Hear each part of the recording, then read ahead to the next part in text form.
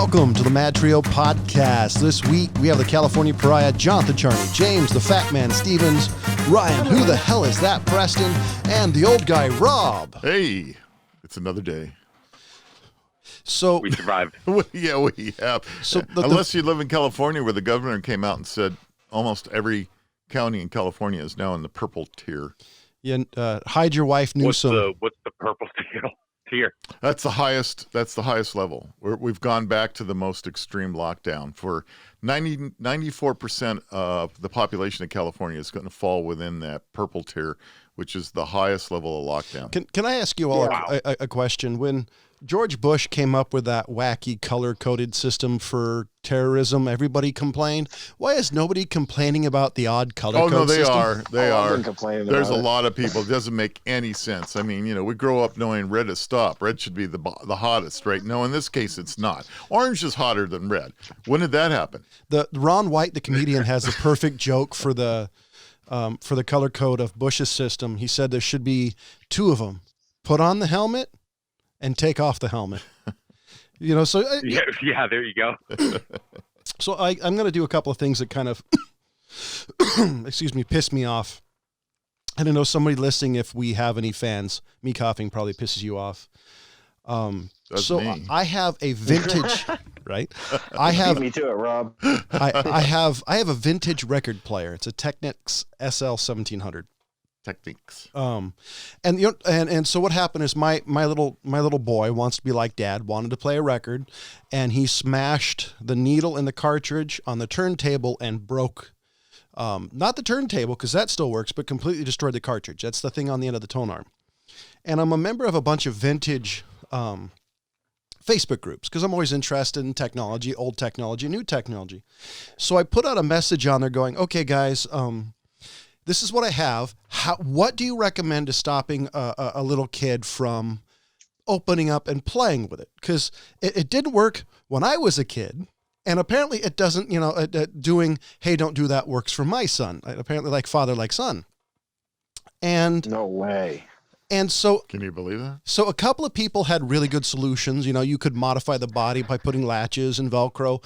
And then you had people who were serious, saying like, you're a shitty father. You need to give up your son. And just all these, some of them were joking, but some of them were legitimately like somebody actually said. Hey, you put yourself out there, dude. Well, I know, but this goes, goes against my thread. Somebody actually said, I caught my kid shoving a peanut butter and jelly sandwich into my VCR, so I strangled their puppy in front of him. Oh. And I don't know if that was kidding or not, but here's my thing. This is kind of like, I'm kind of tired of the internet. My rant lately is that I think it's time to disconnect.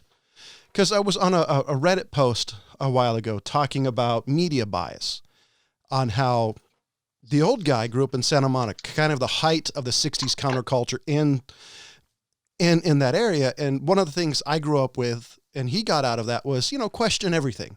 You've got bias, media has bias, what's actually happening.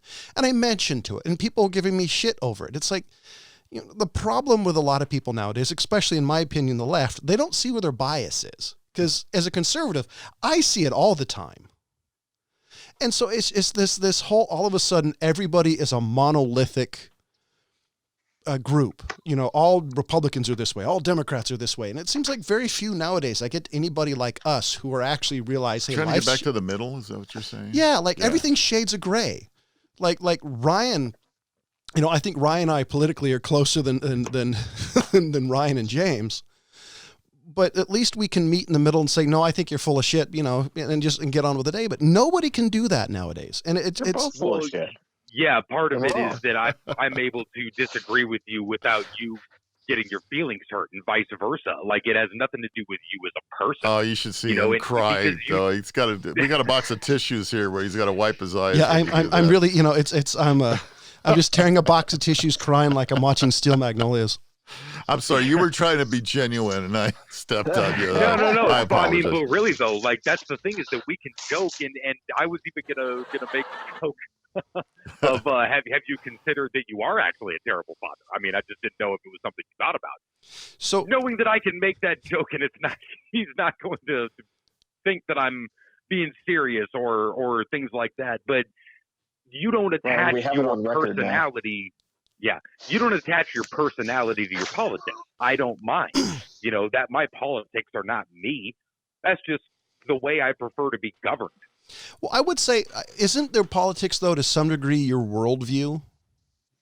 No, not really. My worldview can be different from my politics. They're not mutually exclusive, but they're not the same thing either. Because because I've been kind of bothered this for a while. I see this is the first time I've been attacked like that on Facebook, just on a group of people who are into vintage audio like I am. You got to do it more often. I mean, it's just like, it's just more people off. You'll get more viewers. Oh, I learned from the master. I took in a master class by James on how to piss people off. It's now that I know how to do it, it's really easy. Fault, huh? Oh no, extremely easy. I've watched James play people like a fiddle. It just, I don't know. I don't really understand. I still wish I had all that thread of Majestic. That was amazing. Oh, I'm pretty sure he threw John into an epileptic fit. The end of it was the greatest part because everything James said actually had a legitimate argument, but John couldn't actually fight it. And the end of the conversation, just because it was hilarious, is, okay, prove that Michelle Obama isn't a man. And it 100%. And in the thread of James's conversation, it made sense. And John just said, and so it was one of those things that was. God bless Majestic, and may he rest in peace. He worked himself into in that corner all by himself. And it wouldn't have been the first time either. Pushed him. Yeah. Like I said, God bless him.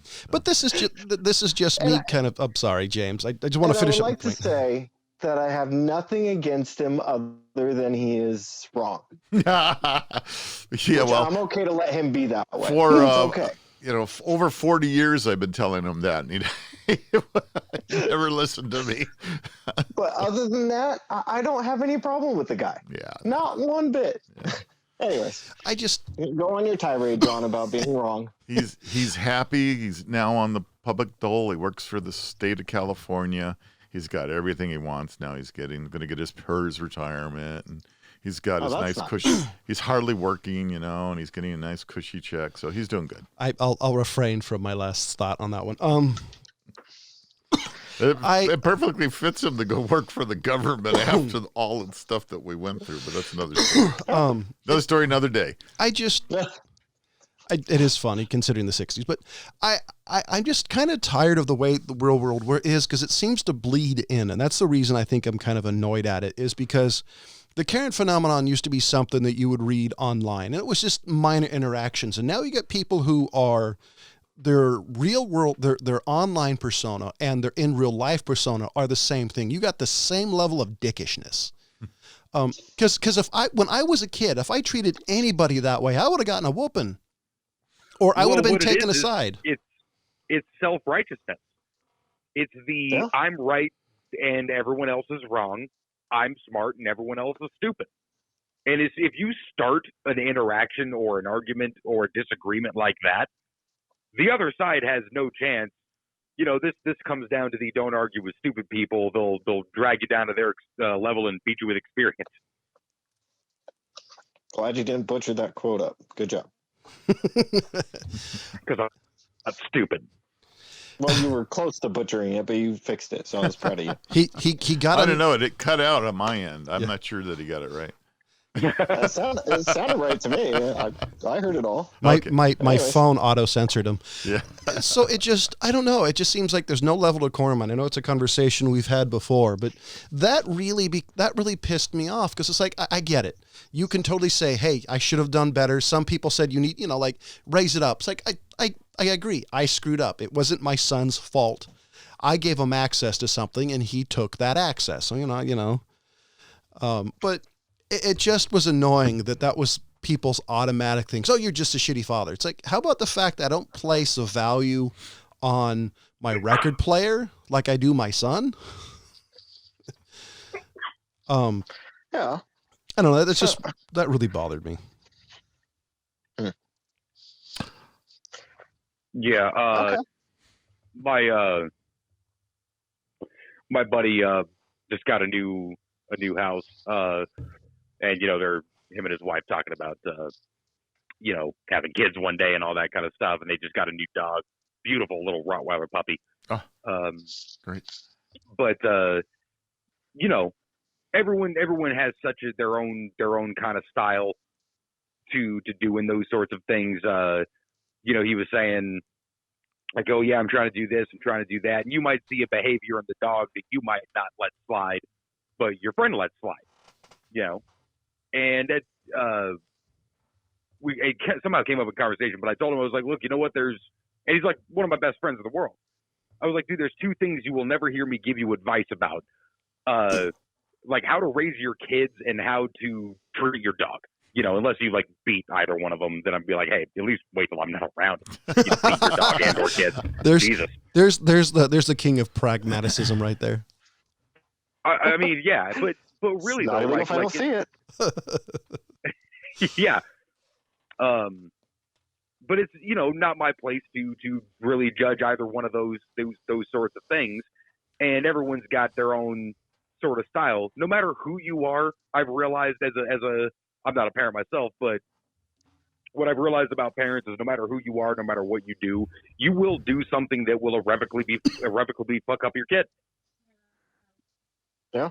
Like there will be something that you do and you'll say to yourself or not, like, oh, maybe that's going to come and bite me in the ass later on.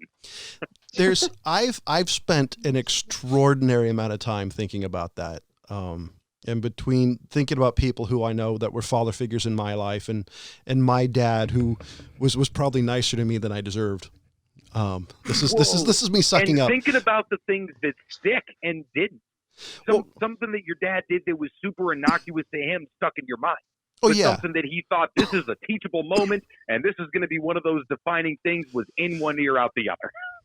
I've had some of those lately, but my son's 3, so it's a little hard to make him stick. Yeah, how often that happens. But every good father I know has kind of the same thought, is at least from my experiences. In the back of their mind, they're always wondering, am I a bad father? Because at least you're recognizing, okay, I have potential. I've known people who think I'm really good fathers, and the fact they have kids is like, maybe CPS shouldn't be involved. Bill Cosby. No, just as long as you're not around there, like say your adult daughter, you're fine. Just don't eat the Jell-O. That's true. I could have gone all year without hearing that guy's name. Yep. I know. I was. Well, you know what? We're almost done. Yeah, almost. You spoiled pack all the it. bad shit into the end of this year that we can. Thanks, James. I really appreciate it. Yeah, so let's just add to the list. Don't drink the Kool-Aid. Don't take anything from Bill Cosby. Yeah, don't mention his name. It's not worth the effort. effort. I'm serious. Like, pack all of the bad shit we can think of into the end of this year, so that way it's the only way to go but up. There you go. So every show we have to pack a bunch of bullshit in. Well, depending on your political opinion, it's already happened. So yeah, really, yeah. So I guess we could totally go off topic for a second. We have topics. You pick some and you just rant about it for like 20 minutes, and we just sit here and go, I'm good with that. All right, you're up, James. Go. Hurry up. I figured I'd cut it off at 18 minutes of that rant, John. So it wasn't 18 minutes. Sorry. Bethesda's sitting there saying that they've become part of Microsoft. Microsoft wants them not to be exclusive to them, but they want to be first. Well, that makes sense. And well, here, let me pull up their actual quote. Now I'm going to cut down part of this because what they wrote or what they said doesn't really make sense, but they just kind of did some double wording that really was kind of stupid and doesn't make sense. But in the long run, this is part of their quote, in the long run, to be either first or better or best, or pick your differentiated experience on our platforms. So that's what they want for Microsoft. They don't want to cut it out of Sony or Nintendo or PC or anything else, but they want to either be first, better or best or pick your differentiated experience. I'm like, so you're saying you want exclusive rights to it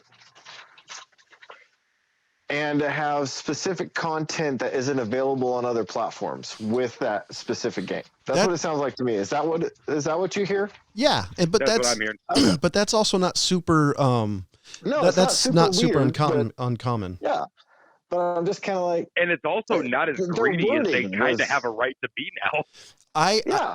I think I'm just like, why didn't you just say that we want to have it to where we have almost exclusive rights instead of just some vague, weird wording? because I think with Microsoft's history of running into government bodies, they have to be very careful on how things are worded because especially right now with everybody worldwide wanting to break up tech companies, a la Google, Facebook, etc., they have to be careful. So I think that was perfectly lawyerly worded, basically saying, in what they said. If they want, because video games in the past have had PS5 exclusive, PlayStation exclusive, Xbox exclusives. And I think they're 100% right saying, okay, this is going to come to the Xbox for the first couple of months and then release on the PlayStation and you can get it on whatever PC you want. Well, I'm kind of wondering, so remember with Oblivion, there was a lot of stuff that came out for PC exclusively first. Yeah. Before it was released to the 360, mainly like the Wizard's Tower. I don't think Horse Armor on PC first, and then it came over. I think they all were because back then it was a PC game that was ported. The Oblivion specifically was a PC game ported to the Xbox, and the controls worked like that because you were in menu hell for a long time. Yeah. And when they came out with the Skyrim, it was a PC, it was a console game that was ported to the computer. So the controls were different, the menus were simpler. Yeah, but no, I thought the way they did it for Xbox was pretty good. The 360 when they switched it over from PC to console, but there was still like a bunch of stuff that I was kind of like, well, I kind of wish I had that. But then, I made my own workarounds and I kind of enjoyed that. And then when they did mods for Skyrim, it was like, it basically flooded the game and ruined the experience for me. Like actually, literally, I couldn't go into part of my castle, literally ruined because I put a mod in there and then I couldn't get rid of the mod because I would have lost a bunch of shit. So really screwed me over. But that has always is original a PC gamer. That was always the issue with mods because they were never vetted. They were always at your own risk. So that was always the thing that's why when I selected mods, and I still do, I'm always looking for stuff that seems to be, low rent, low headroom, something that's not like a giant castle, something that works within my playing style, but it's also not going to screw me. And I've had tremendous luck, minus a few things, with doing it that way. Anyway, yeah, but, I've had to trial and error that kind of stuff for a while myself, but I had played the damn thing 6 fucking times before I actually did it. And I like the fact video games have mods now, especially on like the consoles, because that was the one thing I think that was the major separator between the two. And so I do like that. And so we're going to switch to something completely random. And it's just this is actually a time.com article. When's the last time you read something from Time? Here's the article. 90 farting cows starts fire in Germany. Farts are the funniest thing in the world, Louis C.K. once told Jon Stewart on The Daily Show. You don't have to be smart to laugh at a fart, he said, but you have to be stupid not to. So that makes me feel better about laughing at the fact that a group of 90 cows started a fire with their farts at a German dairy farm. Methane gas emitted from the flatulent animals exploded in one of the farm's sheds, damaging the structure's roof. It's not the first time that interesting. there have been news reports about cows blowing up. Is that how the Chicago fire started? When the cow kicked it over, I don't know, maybe Farted a little bit. Yeah, hey, just it scared the fart out of it. Yeah, probably did.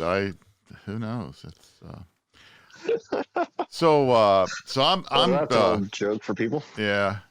With Christmas coming up here, I'm going to get off farts because No, I don't had think it's something that else, far. but you got a topic. I always look for unique and great gifts, and I was looking through Costco, and Costco's got this new membership, and I really had to take a double take on this because it literally is a private jet membership. So they have this program for $17,499.99 for a 1-year membership. It's a holiday gift idea where you get to be part of this private jet membership club, and you can book flights when you need to go fly wherever you need to go fly during these COVID times. In a private jet instead of going in a How much is private. it again? And $17,499.99 For a year membership? for a 1-year membership. Damn. So I'm hoping that maybe I'll put that out to a bunch of friends, and one of them will give me a gift. We can go in it 100 ways. Yeah. No, what we should do is we got to make this a stunt. So there's got to be like, Rob will do this. If you get him this much money, If you give me this much money, I will buy this Costco membership. No, so you don't tell them that. What you do is you say, Get a card with an airplane on it. if you say, if you give Rob this much, he'll eat the world's hottest pepper. Nope, that won't something, something over the top and ridiculous, because I think that's the only way I just couldn't believe it. I had to look at it, and it is one of these concierge style. Actually, I'm not sure what the hottest pepper is these days. Is it the scorpion? I think so. No, it's definitely not the scorpion, and it's not the ghost pepper either. So something like the Reaper. It might be the ghost or the Reaper. I think Carolina Reaper was put back a little bit. I thought so too, but it definitely wasn't the scorpion because I think the Carolina Reaper beat out the scorpion beforehand. It's still the scorpion is 2,009,000. Reaper is still 2.2 million. So, and that's the 2020 update. So yeah, I wasn't sure if it's the scorpion or the Reaper, but yeah, it's still the Carolina Reaper. Interesting. Wow. Damn, that's ridiculous. Are you ready, 2.2 Rob? million still. Well, yeah, absolutely. So I got something I didn't. So everybody knows that Sony made Betamax. Can you tell me which company made VHS? Because I recently learned this. Sony made Betamax. Oh. So without Googling, do you want to hear what it is? Yeah. Sure. It was developed by the Victor Company of Japan, or JVC. Fucking Yep, JVC. I remember that now. See, I always thought JVC was a shitty nameplate, like RCA. I didn't realize It stood for Victor Company. Well, not only that, I didn't realize they were that influent. Like they basically created the home standard for home video viewing that went worldwide. The Japanese were in the forefront of videotaping. They led the way. I mean, between Sony and JVC and a number of other Japanese companies that at the moment I can't remember their names. They were quite the leaders in all of this. Well, I mean, they did make Nintendo. Yeah. Yes. I mean that changed the gaming platform by a lot. That was basically what reinvented it entirely. Everybody Yeah. was about ready to give up on video games. They were, I would say they were I guess the most successful, because I wonder what it was. Wonder what Nintendo was different. I actually don't know. And on top of that, you even have to look at what they did with the fighting games, because I mean the Japanese were also the ones who made Street Fighter, which basically changed all of player versus player content forever, was to fight each other like that. And then that took off, and that's still a big thing to this day. I mean, there's tournaments worldwide where, you make a career out of it. Yeah, but there's still people. I mean, that came from the Japanese too, and that was a big entertainment jump for the gaming consoles. That's true. I wonder. huge. I wonder what was about, and I actually don't know the answer to this, and I'm not quite sure if Rob even cares, but I wonder what about the Nintendo We Entertainment lost Rob System. a while ago. I wonder what Not really. I'm still here. I wonder what was it about the Famicom or the NES that finally won over, because you know Atari was, at least in the United States, with their home Pong system. They hit it big in the United States. You had the Atari 2600. They were doing good because there were things like the ColecoVision. There were other ones, but never really hit it off. And you hit NES, then it went everywhere. Like if you watch any TV shows from the 80s that with some degree that were children friendly, there was an NES in there in the background. I think I don't I know. think as gaming matured and changed, you got to remember we came out of the world of Pong, right?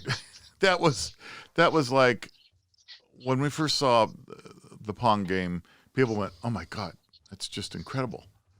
And Yeah, Pong was pretty fun though. yeah. So do you think But it was? I think that was the one that really started blasting. Hey, look, there's a market for these things, and once there's a market and there's a money trail, everything else follows. So you think it was a case of it was just the right timing, right place, because I believe it. So I back in the God, I hate dating myself like this. John's looking for the way back drop there. Probably about 1967, 66.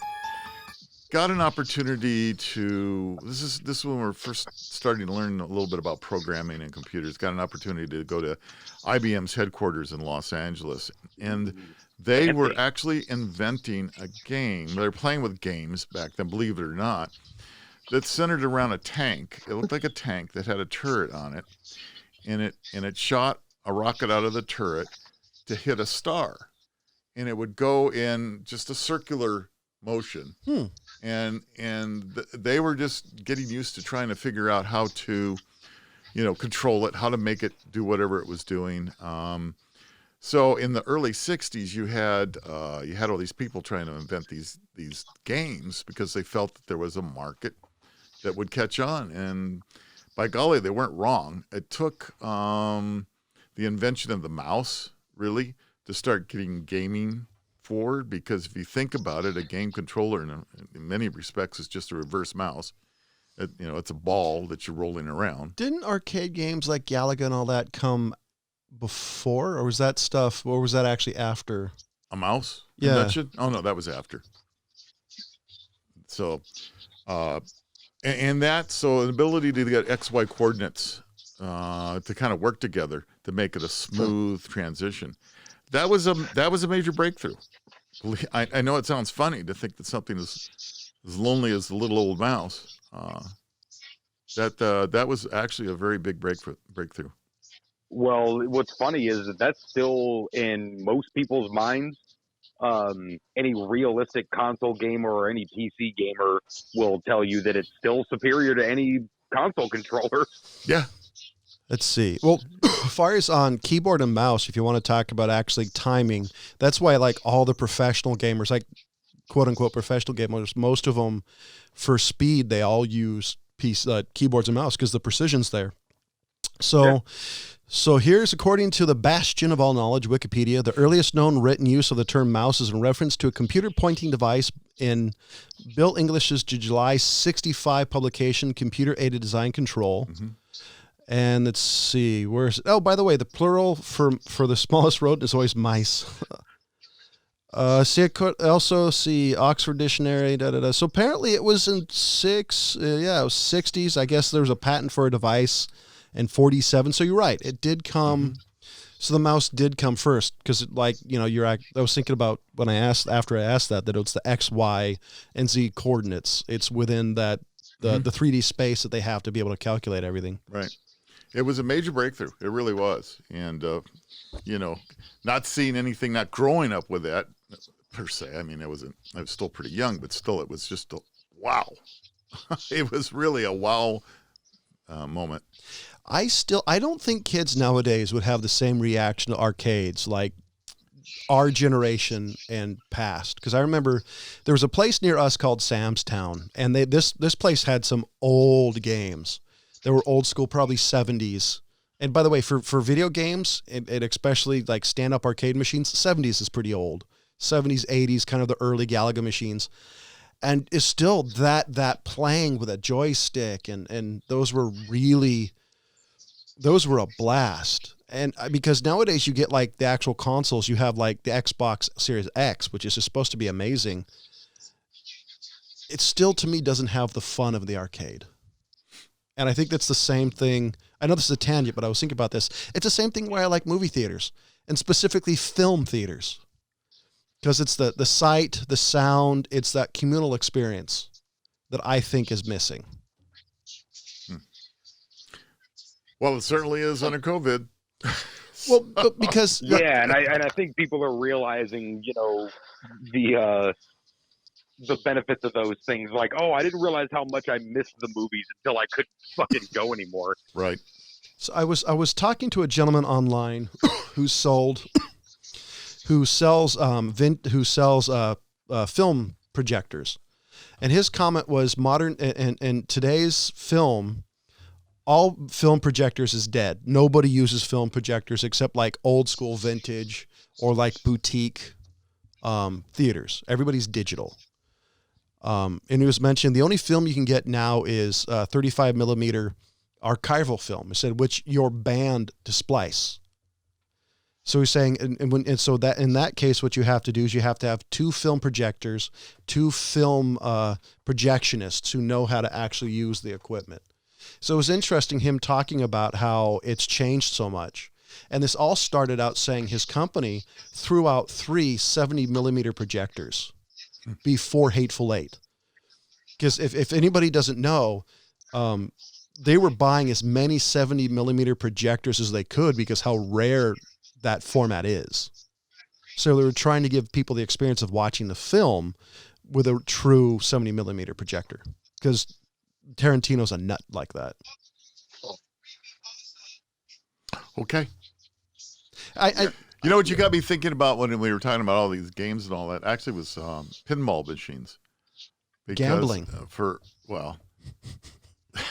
Sorry, no, they were actually banned for a while because of gambling. Sorry, it's. Yeah, well, no, but I started thinking about where did gaming really start and what was the excitement of it, and particularly going to arcades or pool halls or whatever it may have been at the time, or bowling alleys. There was always pinball machines out there, and during the downtimes or whatever, you went over and you played pinball for quite a while. And I think that started a lot of this whole physiological idea of gaming by the fact that you're hitting these flappers and you have a reaction to a ball going, and it and you're actually making the interaction going with it. And I think that's what led into these rest of the arcade games. Like, what about like foosball? And they were themed. People had their favorite, one. Like even people who just liked the mechanics of this game, still had their like, oh no, I like the Munsters one. Oh no, I'm a big Star Trek. Absolutely, and that's still going on today. I mean, there's still people that have machines that they absolutely love. They love the way it played, the way it rolled. The way all that stuff was. And so I just wish there was a place you could actually play like all these are these arcade games and pinball games. The only one I know of, and I don't even know if they're still around, especially after COVID, was allegedly there's this place called Dave and Buster's. I've never been to one. I have no idea how big they are, but I've seen commercials for them. Did you just say allegedly there's this place called Dave and Buster's? Hey, I've never been to one. I don't know where one is in my local area, if there is one, so... There wasn't in LA. You live in the fucking middle of nowhere. Well, yes. They're quite popular. But I also know that saying allegedly would irk you, so. Allegedly it'll irk him. Because it's basically adult Chuck E. Cheese is what it is. I hope they have better pizza. Oh, because no. That's hilarious. So that's the only allegedly they do. Well, the question is, allegedly, I've walked into one Dave and Buster's and realized like this is the douchiest fucking place that I can imagine aside from fucking Hooters. Oh, but Hooters is a family restaurant, and according to women I know, they're more dressed at Hooters than they are the customers at your Dave and Buster's. You know, Yeah, well, yeah, Dave and Buster's. It's like if you wanted to go to an arcade and have frat boys try to kick you off your game. That sounds horrible, actually. So much for wanting to go over that. It's I like, always found bowling alleys to be the most fun for arcade machines. Yeah. Back in the day, that was, it was bowling alleys, and then there was the arcade section, and they did pretty good. man, the last bowling alley I went into was near us, and I got sick going in there. Well, I just like walking in. I was kind of again, bummed here's about another that. business that's probably going to completely disappear under COVID is bowling alleys. Yeah, bowling alleys and Bars.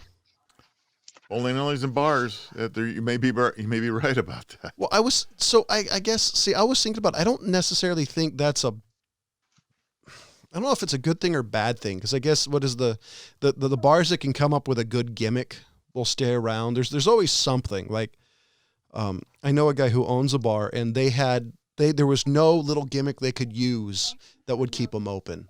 Cause some places, if you served food, so the restaurants in New York that were serving popcorn, because technically it was food. So you buy a bag of popcorn, you get a drink. Yeah, there's places that definitely have adapted, and fucking bless the folks who can, you know what I mean? And then there's some where it's just, what you don't have, you kind of banked on your regulars and, things like that, or Exactly. People who own or run restaurants. James can speak to this with some authority here. You're walking a razor thin edge as it fucking is, even before COVID.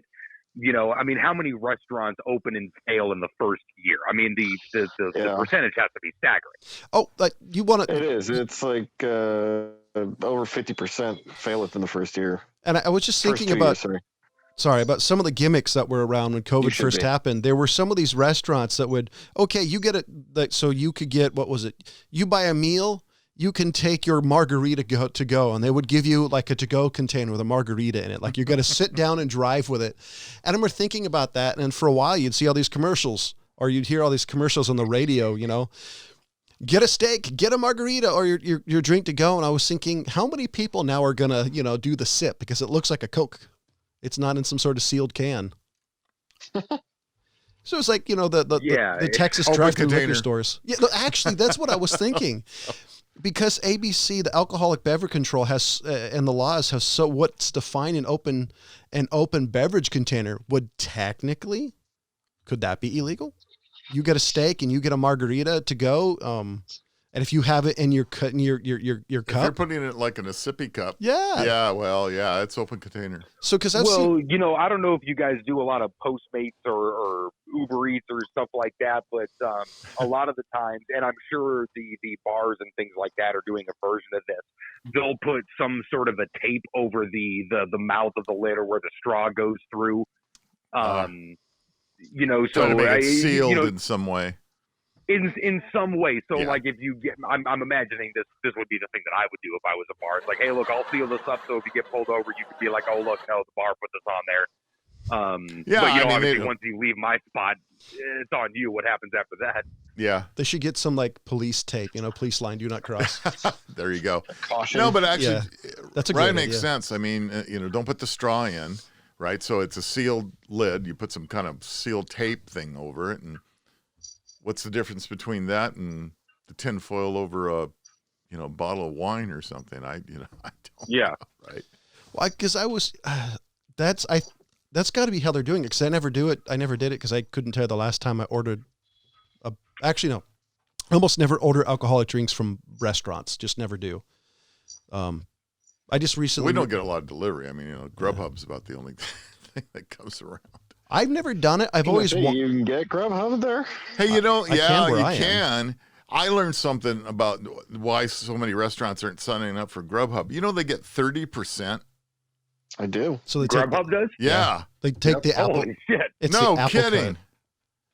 I heard that Yeah. and I went, well, that made a lot of sense. No wonder that a lot of restaurants won't do Grubhub. Well, what they should do is. But you know what? They've got this unbelievable bargaining chip right now. It's like, hey, do you want 70% of something or 100% of nothing? Well, I don't disagree with you, but still, it's just So- like, but when you have a profit margin of 5% or 10%. Yeah, exactly. Right. Exactly. Could you do Grubhub pricing where you just raise your price by 30% to make up for the loss? And a lot of people do that, man. You know, Probably. you go to two different websites. You'll go to Postmates and then go to Uber. Look at the same place, and they've got two different prices. Because that's the only You way know, you can. And is it easy to sign up for a restaurant? Oh yeah, I very don't know. easy. Is Yeah. it? Very, very easy. Yeah, you just basically plug your menu in there. They make it pretty, you know, kind of, you know, add your stuff here, upload your pictures, and, you know, Yeah. go for it. They negotiate the, you know, the cost and all that, and they just add your, there you are. You show up, and you get an order that shows up through the internet, shows up on your screen. You just make the food and package it up to go, and some fucking douche rolls over an hour later and picks it up. Man, this sounds like it's. I know at one time almost every, you know, McDonald's and Jack in the Box and Taco Bell and all signed up with Grubhub. I don't know if they still are or not, but that was get your fast food. Yeah. Man, if I was a person who did catering outside of my home or within a business, and I was the only person who was cooking, sounds like you could make a fortune right now if you did it right. Because you have Uber Eats, you know you make all this amazing food and do it. I mean, it sounds like you could actually make it pretty good. Well, if you could, you know, that's the old thing about, you know, if you can get traction somehow. In other words, you know, you get written up in a magazine or whatever it may be. That's all it takes to catch something like that on fire a little bit. But it's tough. It'd have to be somebody who did outside of their home, or one of these people who live above a kitchen. You know, like a James restaurant. Gets a Michelin star over at the greenhouse. You know, and next thing you know, you got James going out with all the Grubhub stuff. Well, and James will probably get a big old tire, you know, award. I think we lost James actually. James, are you there? No, I'm here. Oh, okay. I was listening. He fell asleep for a minute. He fell asleep. I know he did. So we're kind of running out of topics, but I did find something as I've been looking at old technology. I found a 20 cassette changer online at a YouTube channel. So basically imagine it looks like a turntable. It's all round and there's 20 slots. There's 20 slots for cassettes. And on the right side of it, you basically you can hit play and it'll play all 20 cassettes, both sides, or you select the cassette you want. It'll rotate that cassette to the slot, drop it down, and play both sides. Huh. Yeah, that's How much are they charging for that?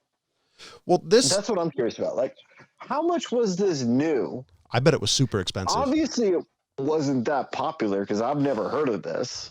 I mean, it was probably for I don't know, there are a number George of companies Burns or somebody. I don't know.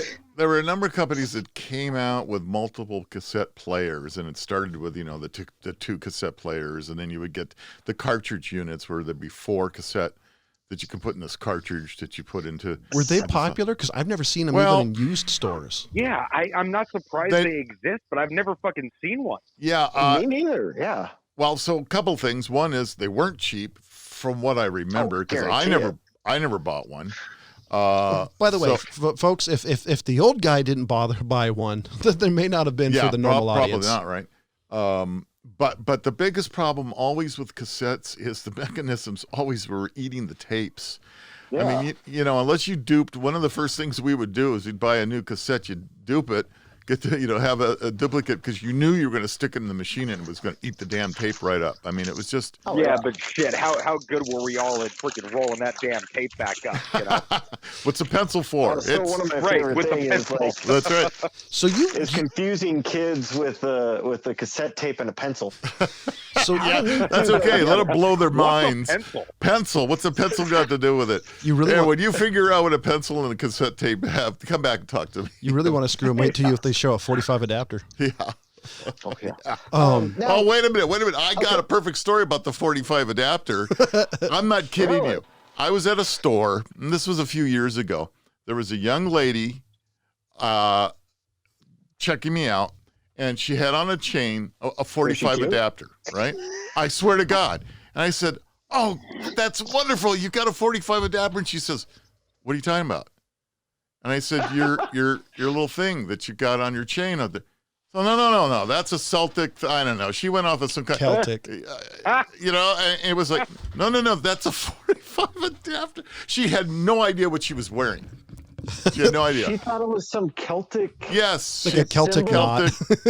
I don't know what she. Yeah, she thought it was found a. this in the ground. It is so ancient. It must be Celtic. I don't know. It was, the symbol It's is, an archaeological find. yeah, she went off about the symbol meaning something and all this, and I mean, look, to be fair, it does look quite relic-y.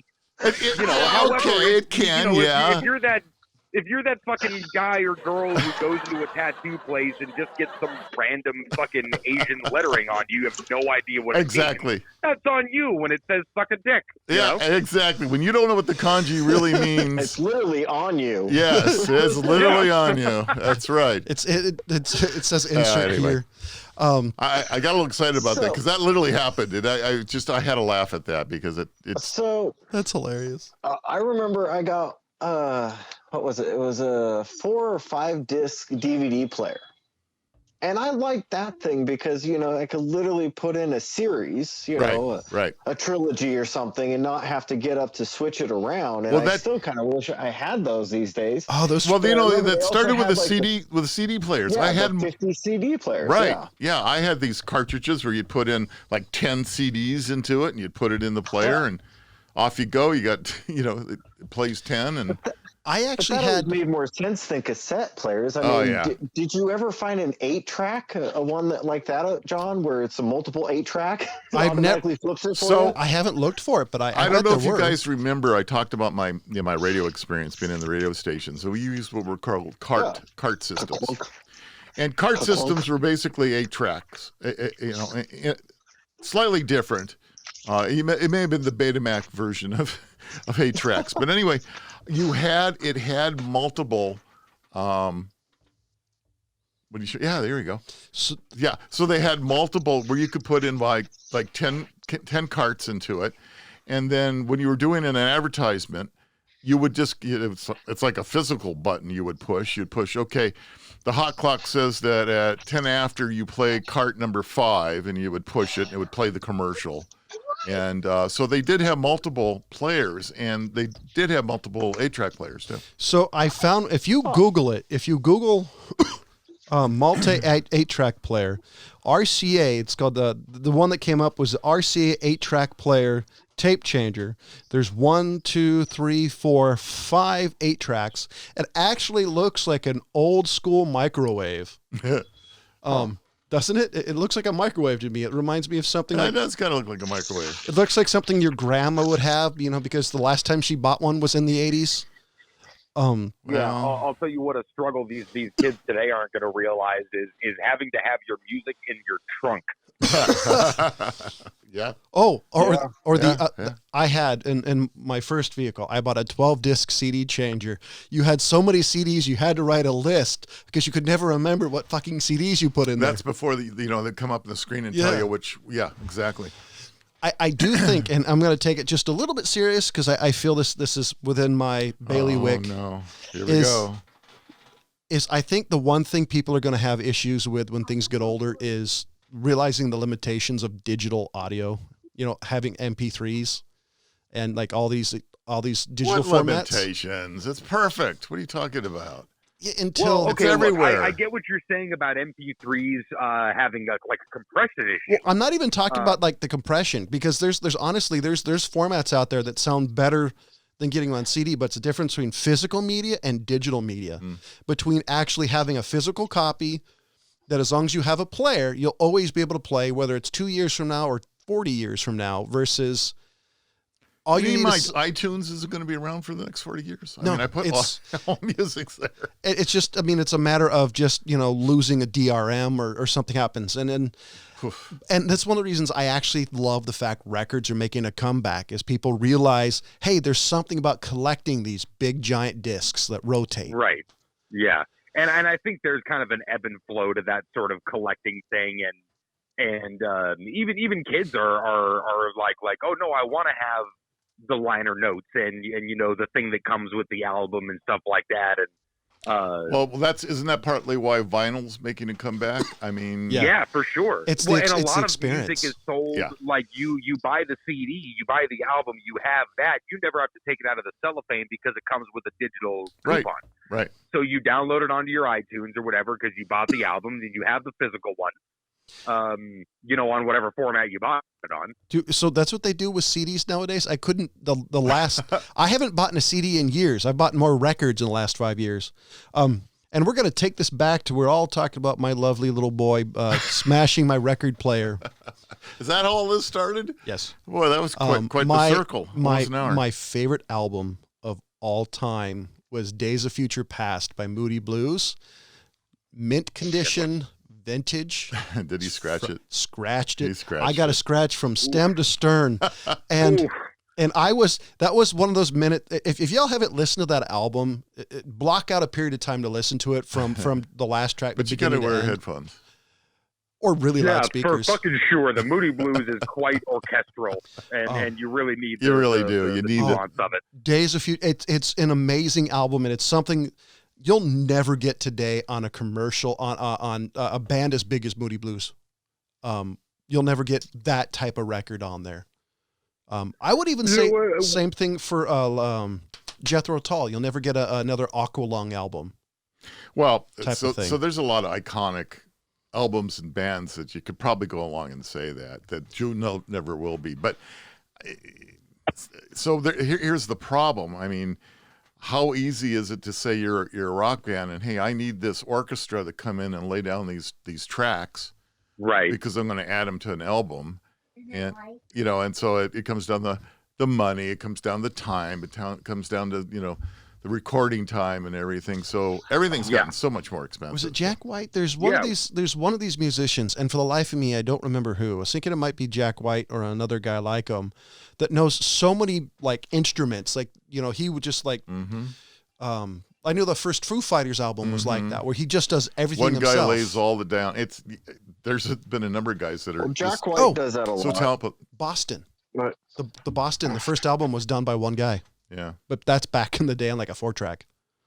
Yeah. Well, I mean, that's the thing is, back in the day, like you were saying, Rob, if you had a band and whatever that band's talents were, those were your assets. Right. We have a guy that plays bass. We have a guy that plays guitar, and he plays a bunch of different types of guitar. So if we want a banjo, some 12-string, steel guitar, he's got that covered. Our percussion, our drummer is a pretty good percussionist, so he can fuck around with some different stuff. But if you didn't have access to those instruments or to that particular style of sound, it was not listed amongst your assets. Right.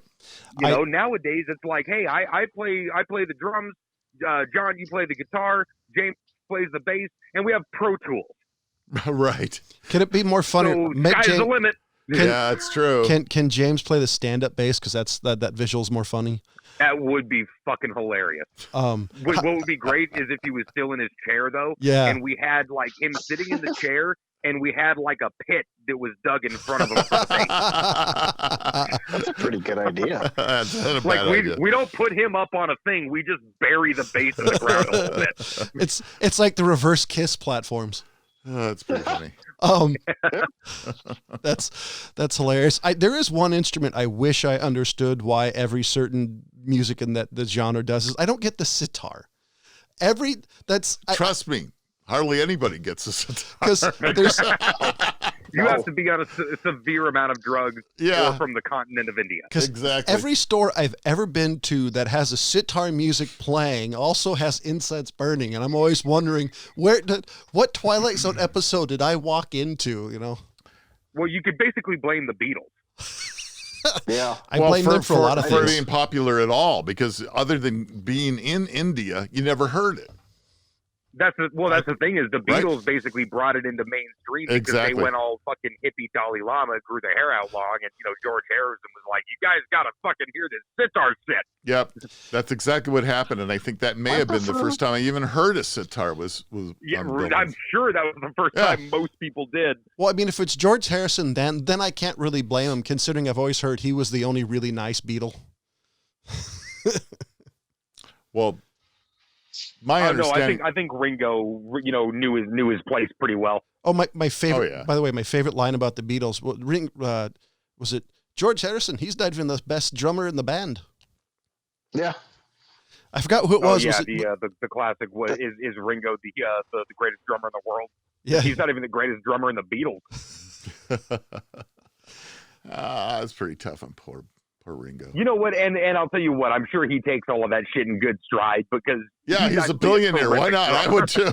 Yeah, well, and he's a really underrated drummer. But he is. And you know why, the Beatles right? around 13 He's a lefty playing a right set. that I didn't know. You guys didn't know that? Right. Well, not to mention his internal metronome is fucking ridiculous. Like Kurt he's Hawkins, really good. like the Foo Fighter drummer. Yeah. So one of the things why Ringo always looks so awkward is simply because that's what happened. He's a left-handed musician playing a right-handed set. That's what he was introduced to. That's what he got used to. But it looks very awkward, and people always thought that's why he was such a lousy drummer. But he wasn't. He wasn't that lousy. And it's also because the music that the Beatles were playing did not require more drums than what were being played. So it's not like he got a big chance to show off a bunch. Well, he didn't there was none of these 10 minutes, 15 minutes drum solo stuff that a lot of these bands are doing, right? And but Ringo really didn't do that. What if you take a look at like Geezer Geezer Deep Purple, he would have been able to, rock some shit out. or like Geezer Butler of Black Sabbath, where the dude is legitimate drum major, has these giant gongs, and or the dude from Rush, who you're watching the first intro to his song and like, I'm already tired. But that's my point is that Rush, that type of band lent itself to like, hey, look, we're gonna have a 14-minute song. We need to fill this shit out. Hey, what can you do? Like, well, I got 4 drums over here. Yeah, I can kill some time if that's what you're looking for. Just mic me and I'm off. It explains why the only I have song 19 cymbals. Like, what do you want? It explains why the only song most people know of them is Tom Sawyer. So because it's the only radio friendly. So you talk about I'm never a fan of Rush, honestly. What surprises me about the Beatles, and we're really coming to a close, but I was just looking at their Wikipedia entry. So according to this, they were only active from 1960 to 1970.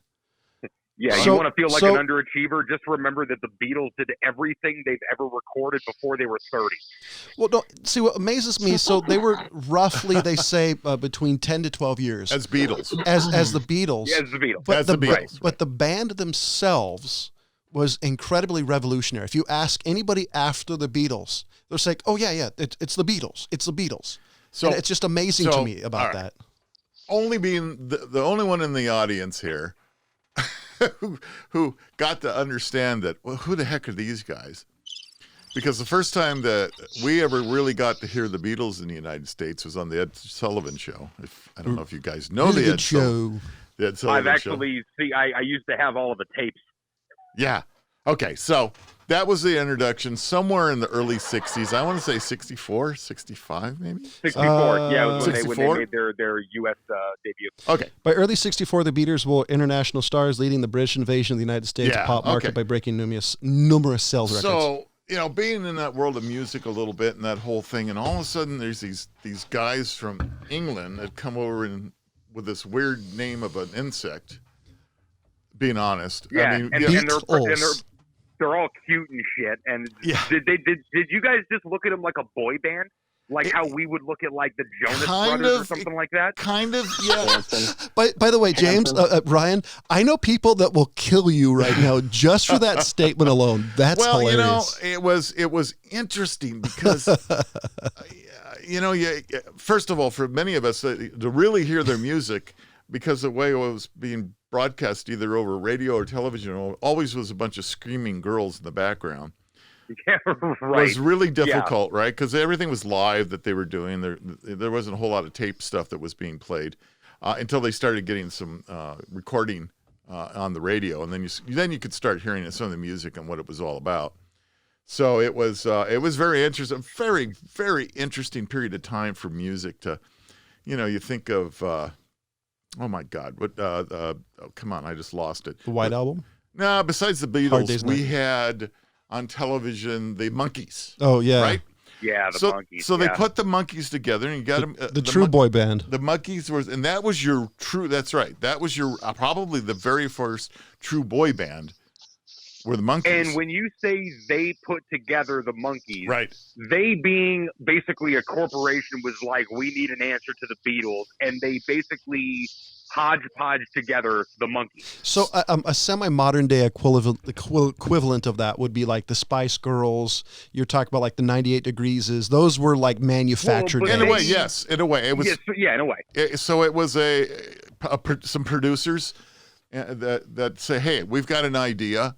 We're going to put together this band, and we're going to make this music." And they knew what kind of music they wanted to make, and they were looking for some particular people to do it. And we have one musician and 3 other adorable people. Pretty much. Peter Tork just died not too long ago too. Actually, you know who it would suck to be the most? Peter Best. Peter Best. Well, Peter Best. Everybody always said I bet to his dying day he went, God damn it, I could have been a Beatle. Yeah. I'm sorry, I couldn't resist. I didn't resist. But anyway, that was the first. And surprisingly enough, what was funny is you do realize the Monkees actually sold more albums than the Beatles in the late 60s.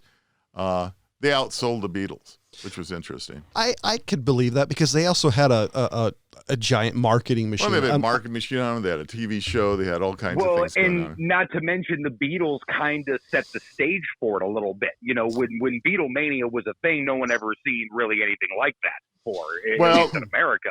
Well, wait a minute. We have Elvis. It really started with Elvis. Yeah, Little Richard. Okay, but Elvis, sure.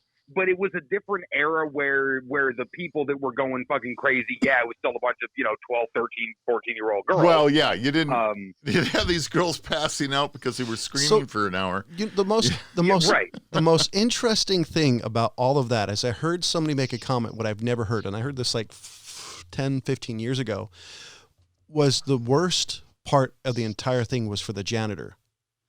Because apparently what happened is all these screamer girls eventually, and this is a little gross, they'd have their bowels would just release. Like you said some of these guys would have to clean up these studios. They said it was incredibly disgusting just because there was, urine and all over the floor because these girls and these guys would be screaming so hard that just they'd have a release. I always wanted to know how they could hear the music. You're screaming so loud you couldn't hear it. That was before monitors too. No, I'm sure you can go to YouTube and find the Ed Sullivan appearance, the first one, and all of the cutaways to the audience, which there were many. Pandemonium barely describes it. I know, it was crazy. on the best, and Ed didn't get it at all. Really? He was kind of going, well, it's the Beatles. This is what you kids have been clamoring for. I don't. On the best thing, at least the Beatles never had to make sure their instruments were in tune because I guarantee the audience couldn't hear what they were playing. No, it did not matter. Wouldn't matter. If they played a wrong note, they wouldn't notice. No. It's not like nowadays where you watch Metallica and everybody's going, you see that? Lars hit the wrong tom. Which, if you guys ever watch that, if you ever watch like some of these live concert videos, look in the comments because you see a lot of that times. Like you see that screwed up on 245. It meant to be this instead of that. You're like, the dude fucking wrote the song. Shut up. Yeah, there's a bit of that, That's why I don't read comments. Yeah, there's that too. Just don't do it. Very few people, especially when you're playing live and before you're enormous and all of your stuff is being, picked apart on YouTube forever. Back in the day, if you made a mistake, I promise you were the only one that noticed. That's right. The greatest, and you noticed. You're pissed you knew off. it. You knew it, but hey, like I can't believe I fucking blew that note or that hit or whatever. And your bandmates are looking at you like, dude, I didn't even notice. You played a wrong note. My favorite experience in that is there's a band called Apoptygma Berserk. They're a European band somewhere. And they were in San Francisco. So a buddy and I went to a bar in San Francisco to actually see them play. And I was expecting a techno set because they're a techno band. Like they had like bands like albums like Welcome to Earth. Not if you guys care, but if you do take a look. They played a hard rock version of the album. And it was a techno album. And it was one of those times that was the first time I remember going, this is badass. I wish they sold copies of that night, because this is Good to know they could do that. Yeah, I didn't, because you always hear all these they have drum machines and all these beats and They're all electronic metronomes. It was amazing. It was, I was blown away just thinking this wasn't what I was expecting, but fuck, can I get a copy? Well, that's good. It just means they were probably true musicians after all, and not just spinning dials. Oh, there's skill in that. I mean, Paris Hilton apparently is a pretty good DJ, oddly enough. You know, that brings up a really good question. And maybe there's something with me that I just don't get it.